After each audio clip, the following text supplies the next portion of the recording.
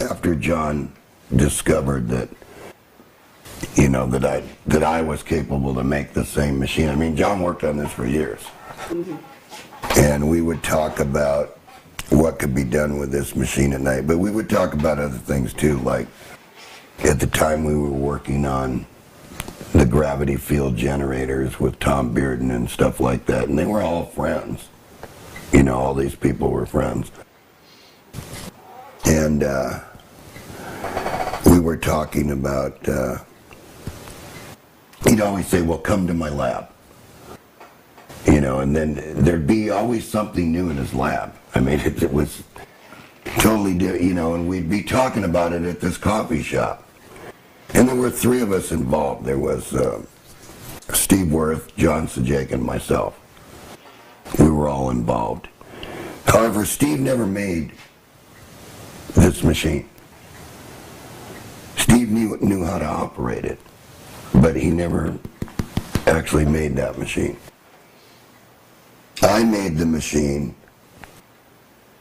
Well, what actually happened was, and Tony asked this question, is I was giving a demonstration and people were laughing about, that doesn't do anything, that's just all crap, they were saying, right?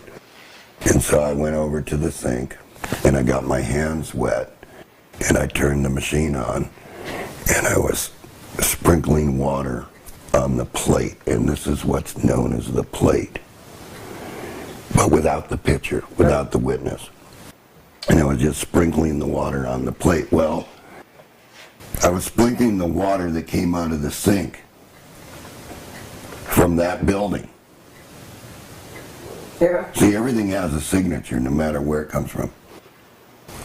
And so I was sprinkling it like this, and everybody was laughing away. And pretty soon,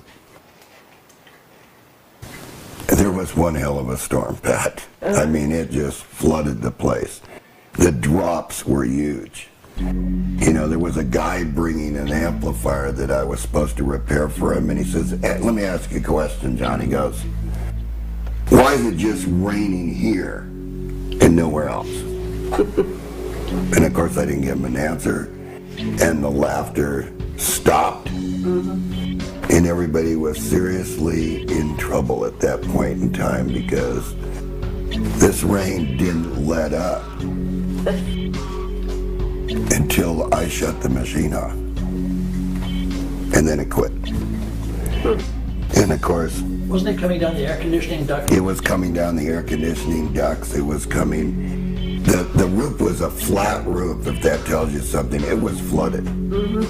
It was coming over the overspills. Yeah. In other words, it couldn't get down the drains fast enough. It was coming out over the top. And I'm probably lucky that it didn't collapse the Sylmar facility. Yeah. You know, but I can tell you one thing. The people that were involved with me never laughed again about it. And they didn't want anything to do with it. And so, I'll finish the story with what I did with the machine. I sold it to Pete Kelly. And Pete Kelly had heard, because Rhonda had told Tom Bearden that, yep, that's exactly what John did, and it just rained like hell, she said. She said, and he had a customer coming. And the customer says, why is it just raining here? What's going on here? What is it? It just came out of nowhere right here. And of course I didn't answer that question, and she didn't answer the question, and nobody standing in the building. They just sort of turned around and went the other way, right? And just like, well, this must be a fluke, right? And what I did was later on, I was destitute, didn't have any money. And Pete Kelly says, do you want to sell the machine? And I said, yeah, I'll take $500 for the machine. So I packed up the machine and sold it to him. And Tom Bearden called me up about 3 weeks later after Pete Kelly had gotten that machine, and he says, you know, he goes, Pete did the same thing that you did, and a lightning storm and the rain came out of there and beat the hell out of him. And it scared the hell out of him. And I said, oh, come on, Tom, and Tom says, no, John. He was so afraid of the machine after that he dug. He won't tell anybody where he disassembled it and buried the machine. So, and that was based on, yeah, the Yukaku principle. Later on, I explored more. See, the thing is, when you don't put that battery in there, you have no shield. So it can come back on you. Okay. That's what you meant when you mentioned That's earlier. why I mentioned to everybody that you must, you must put this battery in there. It's a shield from the machine coming back on you. So I want to keep stressing the point that you don't get your fingerprints on this. Mm-hmm. Make sure everything's washed down with alcohol. And I don't know, Tony, can we get a close-up of the way the plate looks with...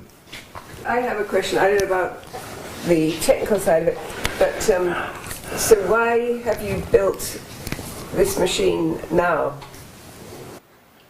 Well, to figure out exactly how this one worked. Okay.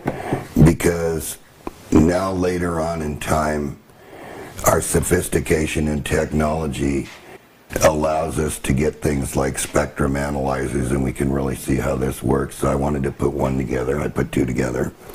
Mm-hmm. And they both run identical. And of course, the antenna screws in here. Yeah. And this is a modern case compared to what John had. Right. Now, he never mentioned, and this may be something that we all should think about on this machine.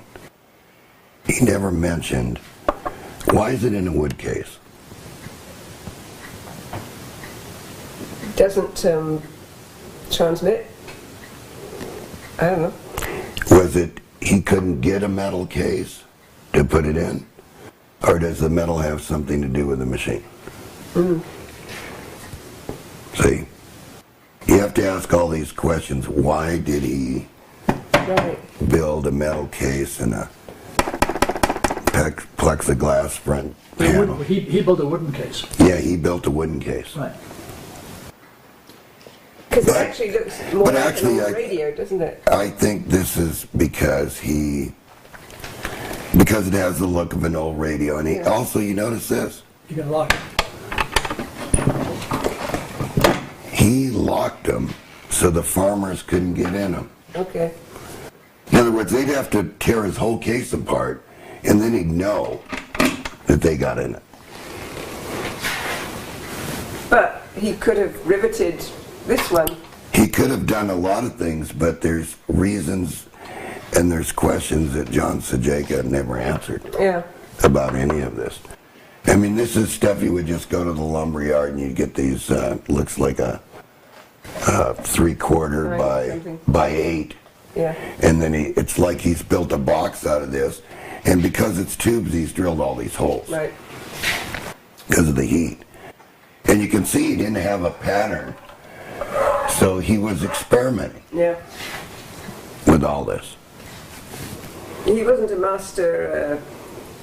No, he was not. He wasn't a master cabinet maker, and I'm sure he could have had somebody done a much better box than that. But why bother? I mean, it was an experiment with John, and he was interested to see if the machine was actually going to treat all these fields. Yeah. And they did. They worked. Actually, John, I was thinking, why did he use a wooden box? Do you think? Why not use a metal one? They had metal ones back then. Well. Yeah, but they were back then. When are you talking about? 60s or 70s? 70s, yeah. I would have thought the metal box, a custom metal box, would be pretty expensive, and to put together a wooden box like that, the local cabinet maker could have probably done it. I don't know. What do you think, John? It's always puzzled me why they all were in wooden boxes. Uh-huh. All right. Now here's a thing that is kind of interesting too. even the Yukaku device was in a wooden box. And that wasn't him at all. Right. Right. I mean, they had the money. These guys were professors when they were doing the experiments, and they had the school behind them and everything, and they had the agricultural department that they were dealing with. So I have no idea, except that what I said. If you look at the box, it's wood. There's no distinct pattern to drilling any of these holes. If you look at it, They're all off. it's got a key lock, right? It's like they were drilled downhill. Yeah. And the chassis that's in there is something you would get from, say, Bud box. And it doesn't even seem to be important in a way. And what's even funnier is these parts, Yeah. the resistors, they're all like 10 and 20%. They're not even on value. So, this one could be 470K, and this one could be 475.1K.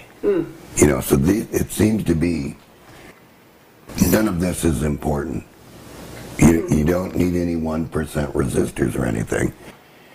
Definitely the capacitors are like 20% or 30% when I took this one apart. And it's just, it doesn't make any difference where the wires are going or anything. There's nothing in a nice, neat wire loom or anything like. It's just like this is running from this point A to point B, and basically underneath. And I noticed that about the Yukaku machine too. Basically underneath, he's got this chassis, right? And he's got a tube here, and he's got a tube here, and a tube here, and a tube here, and a tube here, right? And the sockets underneath, right, with their pins, right? It's like he's got a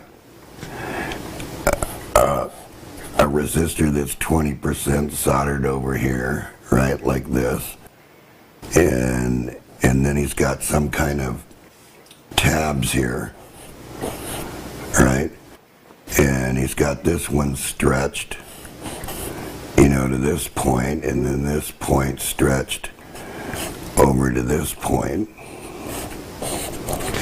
So it's like point-to-point wiring. Yeah. Right? And there's no procedure to any of it. There's no neatness to it or anything. It's just put together, and this is the way it works, and that's it. I mean, so I have no idea why, he wouldn't invest in a metal cabinet, except that maybe he didn't have the funds to do that. Yeah. He probably did this out of his own money. Yeah. And he developed something that worked, and then he says, well, I can just duplicate this one thing that works. And basically, when you look at his machines, they all work the same. It's got the same meters. It's got the same switches, the same plugs. These are guitar plugs. Yeah. The handle is like It handles the guitar handle. briefcase handle or something, yeah. Yeah, it's just... Yeah. And the key lock is something you go down to the local hardware store and So buy them out, Yeah, right? maybe he basically scavenged parts and... Well, there's a lot of old TV parts in there, that I noticed right away, like the tube's a 6AC7, and that's a metal tube. So they're these, tubes that are metal like this. They're a metal tube. Okay. They're not a glass tube. They're a metal shielded tube, but they got real high gain. And I think that's why he used them where the Yukaku didn't use that. The Yukaku used a 6SJ. Is that a metal tube as well, or...? Yeah, it was a metal tube. Yeah. So you've seen the Yukaku machine? Oh, yeah. Yeah. I have pictures. Yeah. I not only have pictures, I have the full drawings to of a Yukaku machine, because I actually had a Yukaku machine here to take apart and analyze. What happened to it? Gave it back. Oh, okay. And then I was given all the prints. And that machine now, on the other hand, was laid out nice and neat. Yeah. Well, Pat makes a good point also. This is serial number 114 that I was given. This one. Yeah. Yeah. So there was 113 that went before it, Maybe. Yeah. Yeah. which is a lot. So production costs would have been a lot cheaper with a cabinet maker knocking out wood cabinets for him than buying a whole bunch of, back then, custom-made. Right, and this is like it's routed out, Tony, out of the piece of wood with a hand router. Right. And again, it raises an interesting question, because when we were with Ronnie, he maybe had 4 or 5 there in the house, and there was a few more scattered around, but you're still about 100 short. Yeah, where are they? Yeah. And John had one in California with him. Yeah, but his was kind of a custom-built one. Well, it was a lot better looking Yeah. than this. You said he had one that was smaller than this. Yeah, it was a little bit smaller than this. And that's right, where are the rest of them? Where did they go? Yeah. I mean, because I doubt that it started at serial number 100. No. Yeah. No, John would have started 00 and then 01, 02, 03. Right. Yeah. Yeah, that's the way John would have done it because Because the more he got out there, the more money he'd get. right, these were leased. Yeah. These were never for sale, Right. right? Right. And none of these are for sale. So, You know, okay, so why did you build these? to find out with a spectrum analyzer exactly what was going on So with it. it's a research project. Yeah, and I actually have the picture that I took out the spectrum analyzer, and you know, I was trying to be with the people, trying to tell them, you know, that you start out with this frequency, but when you look at the actual frequencies, you know, make it a little more detailed.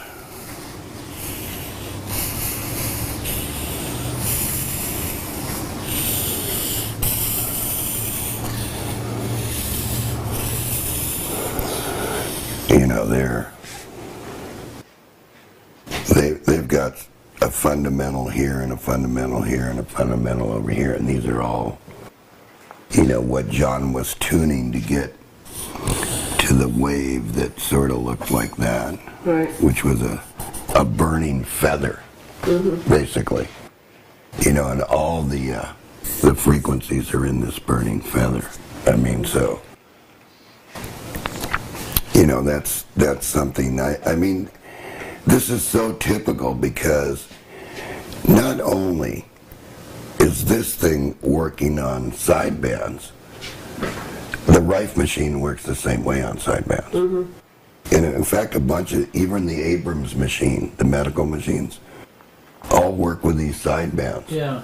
And they all got some fundamental carrier frequency, you know, that they got. And I mean, that's for another time, but basically they're all doing the same thing that works in the biological realm. Right. You know, so even, like I said, the Abrams machine was nothing more than a pendulum that, what they called a tick-tock oscillator, wasn't even invented by Abrams. You know, and the thing about that one is that it generates these pulses, and then there's a Tesla coil in it, right, that isn't even really hooked to anything. And it's generating these spikes and waves. Sounds like Daniel or something. Well, it sounds like, you know. Yeah. And most people, like I said, the ones that were around when I was goofing around with John with this, they just laughed until it rained.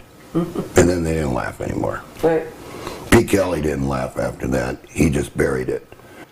Actually, I heard that he smashed it up in a million pieces, dug a 6-foot hole and threw the machine in it. That's what Tom said to me.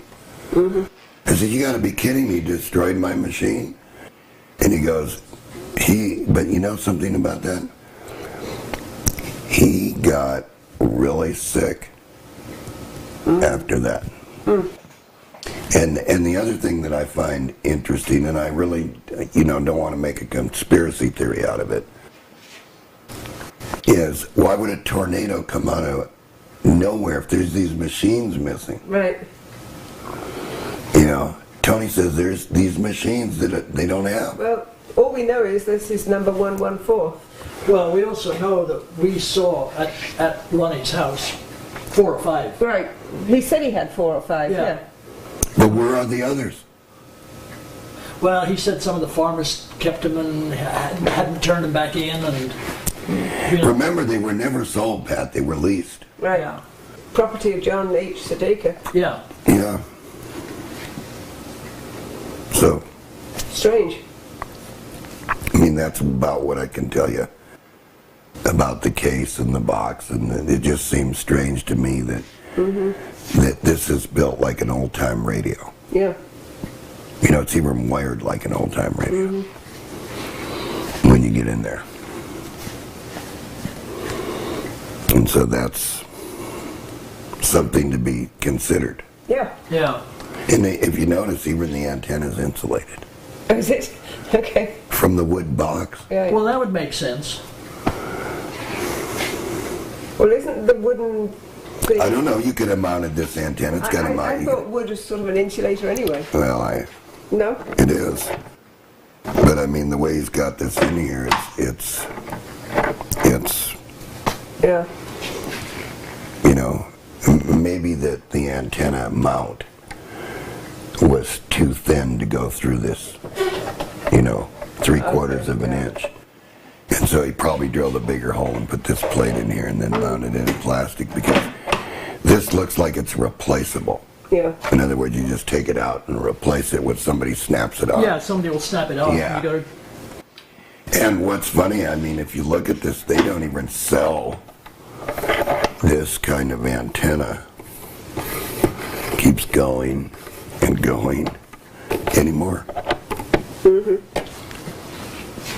You have to use a whip now if you're going to do it. I know we had plenty of cars with antennas like that.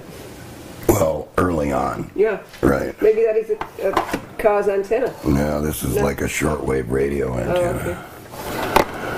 It's got like 9 sections to it yeah, here. we had one on the Shorrock. On the what? Shorrock. Oh, yeah. Yeah, so. John, would you mind recapping a little bit what we were just discussing? Yeah, Pat, I'll get as close as I can to what the film was about. Okay. And I'll start out with the basic theory, which is the symbol for an IC. An IC is what? IC, Okay. which is an integrated circuit. Now, Sadeka, I'm going to point this out, Sadeka did not believe that it could be done solid state wise. For the simple fact is, if you look at the solid state transistor and you look at the tube, one uses space charges and one doesn't. In other words, the charges that come from the cathode, they always assume that those are space charges. And John used to talk a lot about dark rays and things like that that came off the back of TV picture tubes and different things. But anyway, to give the example, the IC, to make this machine function, once again, we have a witness on a plate, and let's just say that that's a tree that's infested in South Africa, someplace like that. And that tree has a beetle infestation. So, if I do Africa, we'll just assume that I did Africa here, Yeah. right? And that tree is located right here. And I get a picture of that tree, a Polaroid picture of that tree, and I get a ground sample. and I put the dirt sample on the pitcher, and I get the beetle.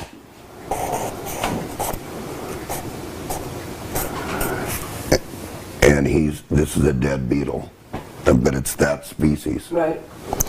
And I put that on there, and then I put the insecticide on here in a vial. Meanwhile, warning again, you don't touch this Right. with your hand. You know, everything has got alcohol. You have to alcohol everything, make sure you have no fingerprints on it.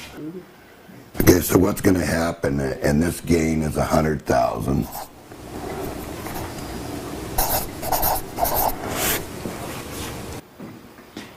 This self-oscillates between this point and this point.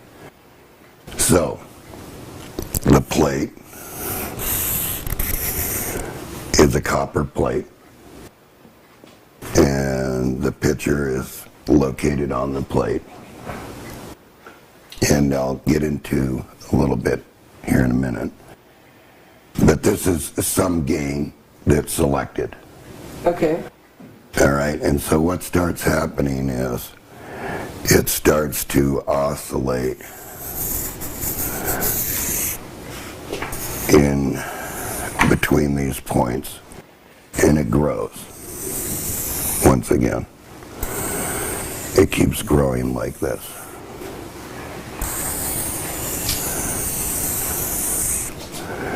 And see, and this keeps going out and out and out and out and out. It takes a little bit of time for this to happen. But now you can see that it's reached this point here with its frequencies in here. Right. You know, that's harmonics of the master oscillating frequency, which is actually a fundamental frequency here. And we'll show you a picture of the spectrum analyzer so that everybody can see that. But anyway, that's basically how it operates, is it self-oscillates and it keeps building itself like this. And since John Sajeka used it for agriculture, he called it a bioharmonics machine because of the harmonics that were generated by the tube stages in the machine. All right? So, let's recap just a little bit further. You need some selected gain at multiple stages. He believed that you couldn't do it with integrated circuits or solid state because it just didn't give you the same wave shapes. So hold on a minute, because I've got a few questions. So since it's spreading out like that, wouldn't it affect everything that falls within those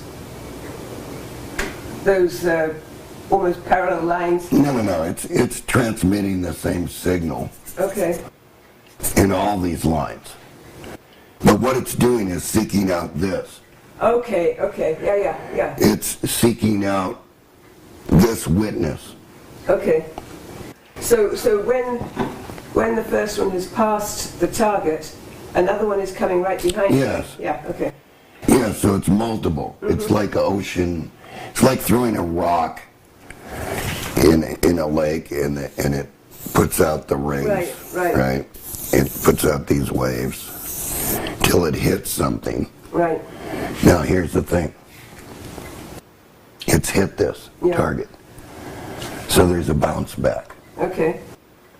There's a bounce back. So now if there's a rock here and this ring hits this, right, then you see another wave start to come back. Yeah, I've seen that on the harbor or something. Right, exactly. Yeah.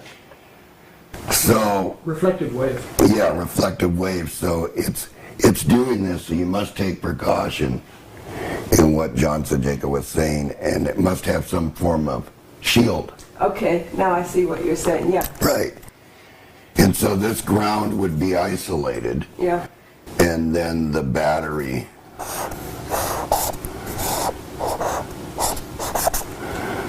would be put in this position. Mm-hmm. You see what I'm saying? Because we know the negative of the battery. It's almost like a reverse polarity Yeah. that keeps the bounce back from coming back to the witness, because then it's interference after that, if the bounce back comes back. Yeah. Okay. All right, so now, do you understand that Right, part of now it, I Matt? do, yeah. Okay. But once again, I'm going to stress this. That when handling this machine, use gloves. Yeah. And make sure that you clean the gloves with alcohol, and make sure that the witness is wiped down with alcohol. Right.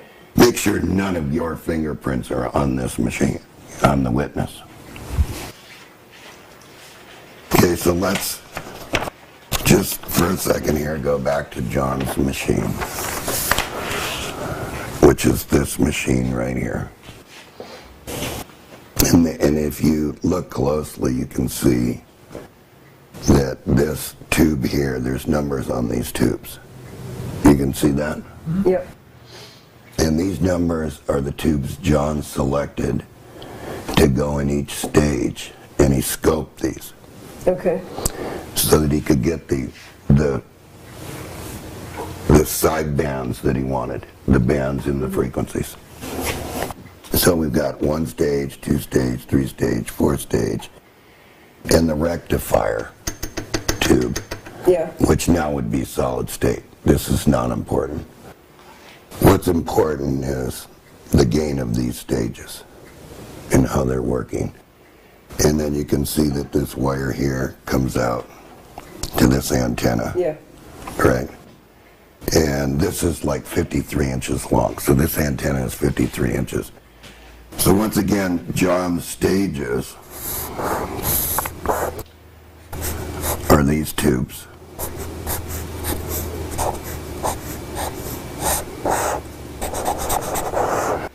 Now remember that in his stages, this ground is isolated, because between these grounds are all going to tie together in the stages. Yeah. Yeah.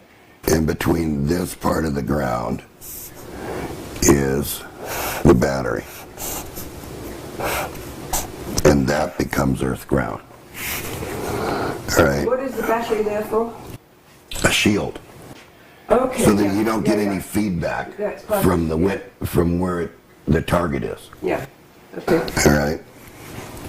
So he has very conveniently selected R1 and R2 to be some specific gain. So this was, I think, in the machine, this was 270K. And this was 30 ohms. So that divided by that will give you the gain of that stage. All right, and then he's coupled these stages like this.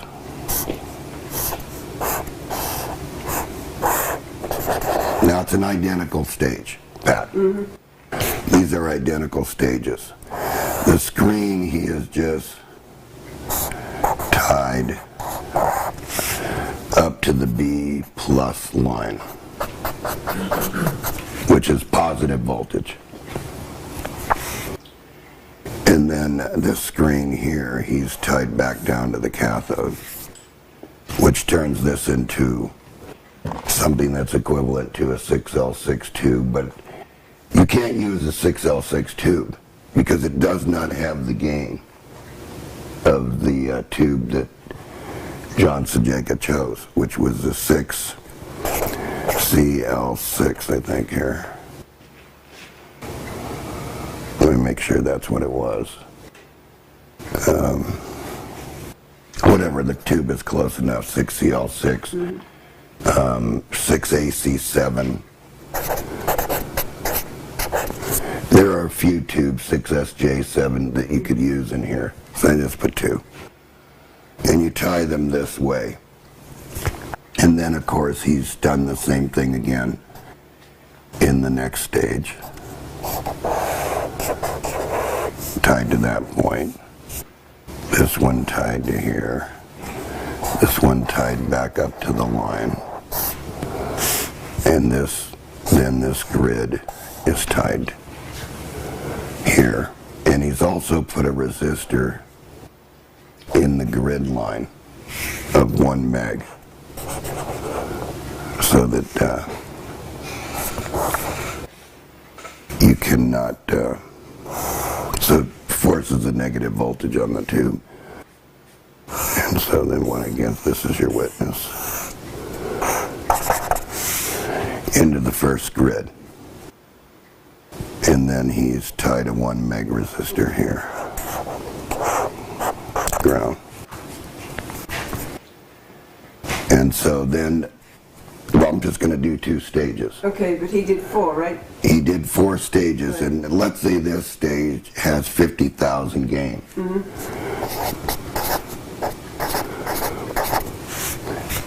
This 50,000 gain then is multiplied by this 50,000 gain times the next 50,000, and that's the billions before you know it. Well, you're up there in an infinite number, right? To where it's oscillating all the time, right?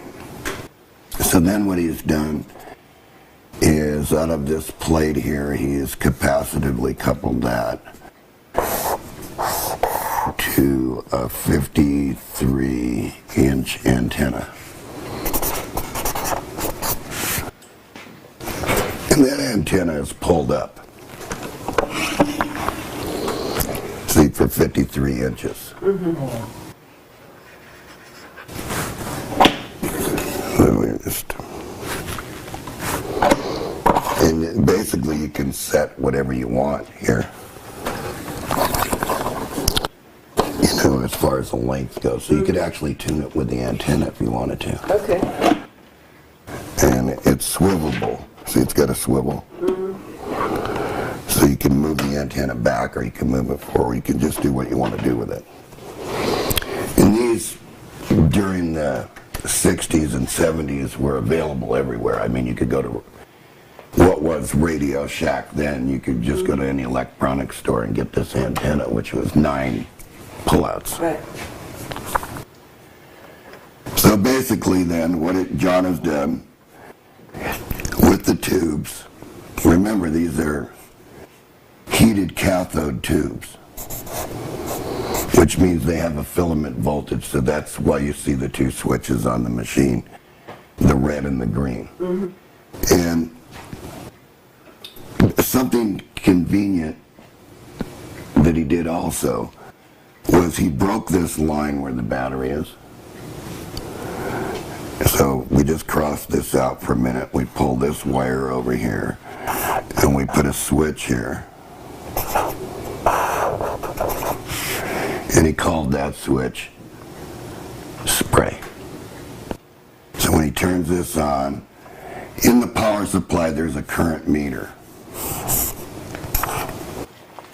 And when you turn the spray switch on, it completes the circuit.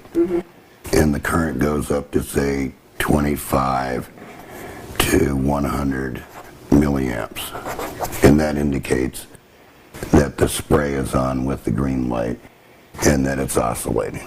Okay. So that's one thing to remember, is that he's got a meter in the front, and when you turn this, and this one says spray, and the other one says power, which is just lighting the filaments. And what he would do is he would let that run for about 10 or 15, maybe 20 minutes, and then turn the spray on. Because he wanted the tube stable, all the same heat range. And so that's basically how this machine operates. And then this will start its oscillation, right? And when it finds its target out here, there'll be a return wave in these bands. Right. And you don't want this return wave going back to the witness. So Why not? Because then it's contaminated. Okay. It's contaminated with frequencies you don't want. Okay. So he very conveniently said, I need something that matches elements. And that was a dry cell battery. Zinc, carbon, not alkaline, and not lead acid. So this must be a dry cell. And I'm going to put that down.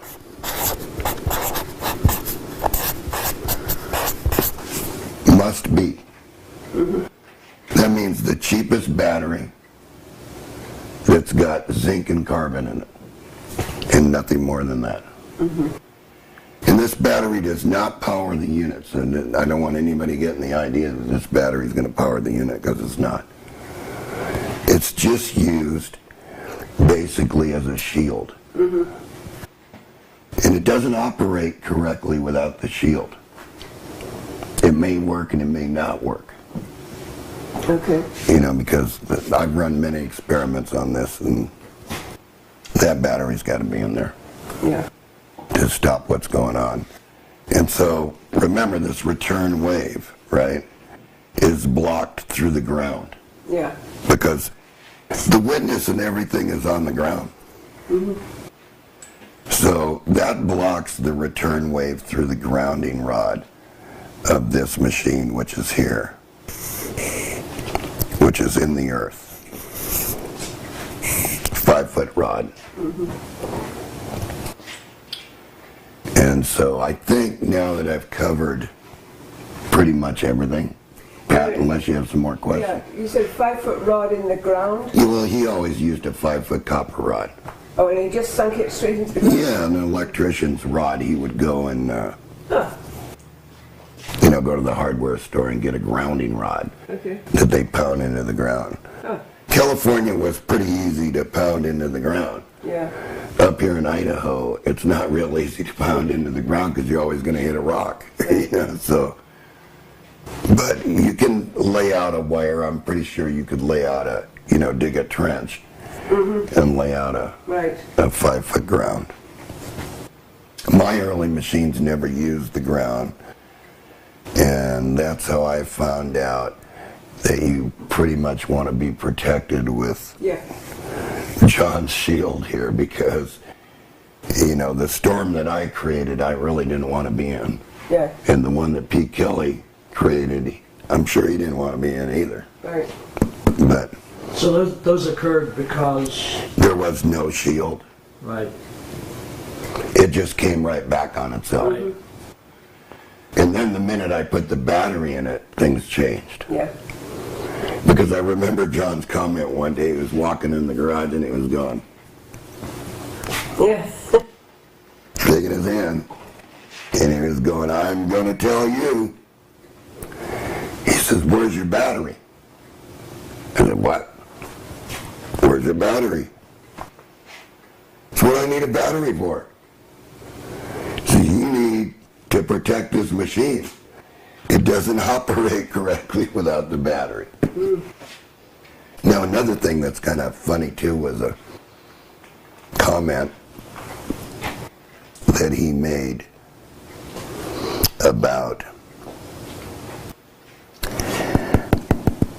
the battery. Now, his brother said the battery has to be good, has to have something in it.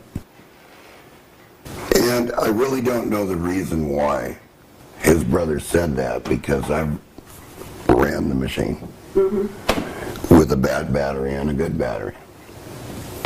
And the one thing I did notice, that you lose a little bit of current in this meter by putting this battery in there. But I don't think that's an important thing. In other words, because the tubes can only take 300 volts maximum anyway. And there is, you know, voltage here. So between ground, say earth ground, and here, you will get shocked if you touch the ground. And it'll be a pretty good size shock. It'll be a 300 volt shock. You know, there'll be no current in it, so you're not going to die or anything like, well, you might if you have a pacemaker, but the point is that you definitely don't want to touch the ground in the thing when the machine's in operation. You can go and you can do this with the antenna and listen to it play the musical sound when it'll go bzzz, Yep. bzzz. And you know then that the machine is operating, because That's the first thing John Sajeka did when he said, run your machine and turn it on. Yeah. He went right to the antenna and he grabbed it and he went like this. And he just got this look on his face like, oh my God. An unexperienced person with a bioharmonics. What have I unleashed here? Yeah, what have I done here? But what I want to point out to everybody is we released everything in other DVDs too. We've released the SG, SSG, we have released other DVDs, but we've released everything that we could possibly release. Yeah. You know, so people can learn whatever their science is. Right. And we're, you know, we've done more. They're just not released yet. Yeah. And, but I suggest that everybody get a series, and especially the Sajeka files. Because this is in the Sajeka files. Yeah. If the people would buy the Sajeka files, there's a lot of information. Like this is one of the devices that's in there. Right, the Yukaka. The Yukaka, and you can see it's only 2 stages. And it's definitely here. Right. And see, John Sajeka figured out you don't need this. You do not need this 8 Henry choke. You don't need this capacitor because of the wave shape he was looking for. Okay. And that's the difference in the machines. But you can see this one has 270K in the plate and 1.8K in the cathode. So if you divide that into that, you're going to get the gain of this stage. And then this gain is multiplied by this gain, and that's what's coming out of the antenna. Yeah. And Sajeka said, I need to have something that works immediately. Yeah. That doesn't It's take weak. a long time Yeah. and is weak.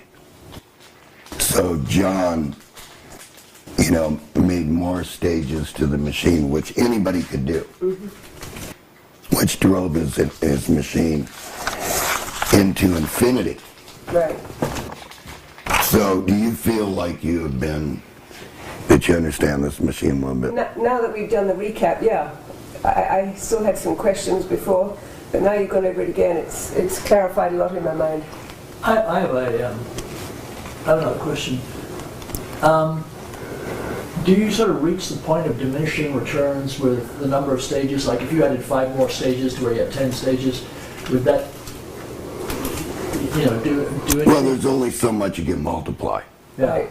And then it's just, When you're already at infinity, then yeah, you don't need to go anything more than 2 to 5 stages. I mean, if you're just an early experimenter, I would probably buy the Sajeka files and build this device to experiment with. However, I'm going to make that warning again. Do not touch the plate. Make sure the plate's clean. Yeah. Make sure that your skin oils and everything that you do is off that plate when you goof around with trying to take care of beetles or spiders or something like that. right. Just make sure, because this will come back on you. Yeah. Even if you put the shield in there. Oh yeah, it would, yeah, because if you put your fingerprint on here, and say this witness is over here in Africa, Right. and now you got your fingerprints all over this plate, and you got DDT on there, and you got a soil sample, and you got all that, right? And you live over here, and it's going to come right to you too. Okay. So it's going to find that. It's going to find the witness. Right. Okay. You know, it's going to find the destination target. Right. The witness has already got your imprint on it. Right. That's unique to you. Yeah. The oils in your skin, your hair, Right. any of that's unique to you and not the other person. Yeah. So I think with that, I'm pretty much finished with this outside of maybe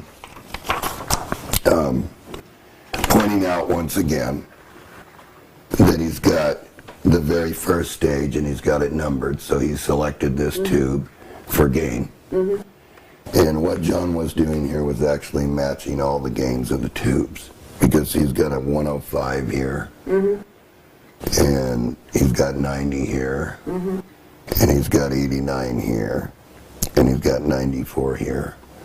So he has selected these tubes Yeah. to work in this circuit at these frequency ranges. Yeah. And I'm not quite certain John ever owned a spectrum analyzer. There were, they didn't have the technology we got now. So he had to scope every one of these Yeah. and look at it. And with that, that's pretty much what I wanted to say. Outside that, I'm telling everybody, just get the DVD so you understand all the technology. Right. Right. You know, if you start with the first DVD with the energy, you'll understand that the energy is different. And as you move up in DVDs, you're going to find more and more things, and then pretty soon this all becomes self-evident. Yeah, it all becomes a part of the matrix. You know, it becomes the way Yeah. that you're looking at the energy, because you remember you can't do anything with energy. Right. You know, you can't destroy it. You can just move it to another form. Yeah. And that's basically what this whole series is about, Yeah. is all these unique translations of energy. Yeah. And if you pay very close attention and you actually build the circuits and get things to operate, you'll see a whole new realm in energy. And with that, I think that's pretty much done. Well, thank you. That's great. Thanks, John. All right. Appreciate it. Yeah. I'll tell you, this thing is haunted. I can tell you that, because I've been in it at night, and you wouldn't believe what you'd hear. A lot of whispering, things moving around, stuff. So I just don't come here at night. And I've been here several times in the dark. And I'm going to tell you right now, there is not just you here when you think you're here by yourself. So, yeah, it's definitely haunted. Was there any crime committed here? No. But a lot of children were educated here. And you'll hear a lot of creaks and groans and whispering sounds and little voices here and there. Many times heard that. Children were born. Yes, lots. Mostly children. Children's voices. So,